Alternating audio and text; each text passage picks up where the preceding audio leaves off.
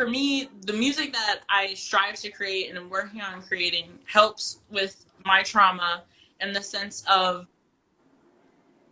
one, it's an open space, right? It's a free space that until anything is released, I'm really the only judge of it.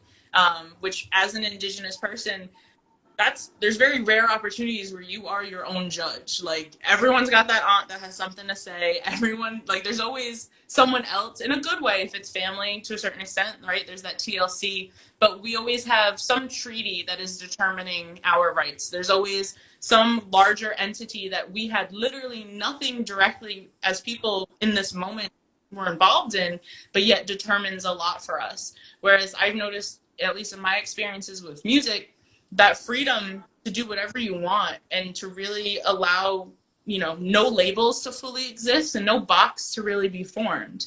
And I think for me, that's huge. And that's why, like, I did bring up the Murder Missing Indigenous movement with regards to, like, the sexualization that naturally comes with the consumerism aspect of music, at least for female artists.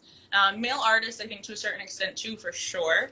And that's one thing that, like, I'm someone that, again, being constantly, like, people trying to guess my ethnicity, early on, didn't know how I then felt about my Native ancestry. And despite, my grandfather growing up on the mountain and directly on our reservation, that's something that I was aware of, but also afraid of, because it's like, well, nobody thinks I look like that. And at the same time, I'm being bullied for not being pretty. So Native people must not be pretty.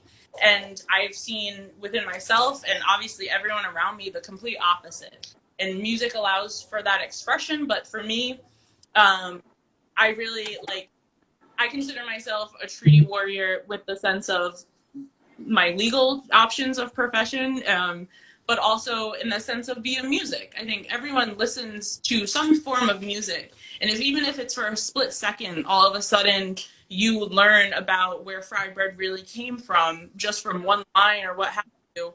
I did my job today. I validated that treaty. Thank you. You know what I mean? Mm-hmm.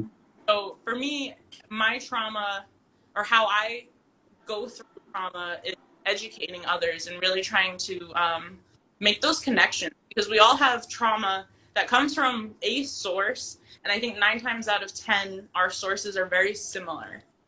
So being able to relay that to people in a way that is still upbeat to a certain extent, because I think Native issues, a lot of people put Indigenous people in the past, and even if it's not in a past tense